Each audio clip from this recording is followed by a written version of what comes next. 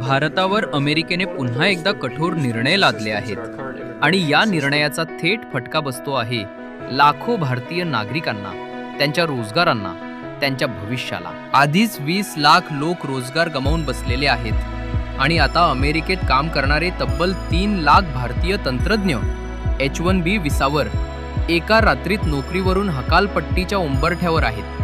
कारण व्हिसा शुल्क जे आधी फक्त $1,000 होते ते आता थेट $1,00,000 म्हणजेच वर्षाला 1 कोटी रुपये. याचा अर्थ वर्षभर कमावलेला पूर्ण पगार अमेरिकन सरकारच्या खिशात. मग कोण तिथे काम करणार?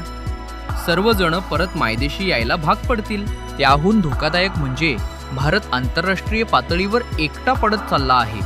UNO मध्ये पाकिस्तानला नेतृत्व, सौदीसोबत सैन्य करार, चीनची मैत्री आणि अमेरिका तर पाकिस्तानच्या लष्कर प्रमुखाला व्हाईट हाऊसमध्ये मेजवानी देते.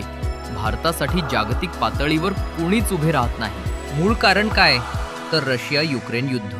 अमेरिका रशियाचे तेल रोखू इच्छिते, पण भारत अजूनही रशियन क्रूड ऑइल विकत घेत आहे. देशासाठी नाही, तर काही निवडक उद्योगपतींसाठी, रिलायन्स आणि नायरा एनर्जी यांच्यासाठी. म्हणजेच मानवतेचे हजारो बळी गेले तरी चालतील, पण काही मोजक्या मित्रांचा नफा अबाधित राहिला पाहिजे. हे आहे भारत सरकारचे धोरण आणि अमेरिकेचा संताप यातून उफाळून येतो. परिणाम, भारतातून अमेरिकेत होणाऱ्या आयातीवर 0% कर होता. तो आता थेट 50% झाला आहे आणि युरोपीय महासंघालाही आदेश दिले गेले आहेत की भारतावर 100% कर लावा.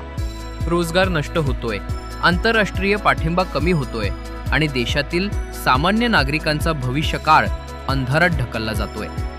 हे केवळ परराष्ट्र धोरणातील अपयश नाही, तर देशातील लोकांशी झालेला सरळ विश्वासघात आहे. आज प्रश्न आहे, भारताला आंतरराष्ट्रीय स्तरावर खरंच एकटा पाडलं जातंय का?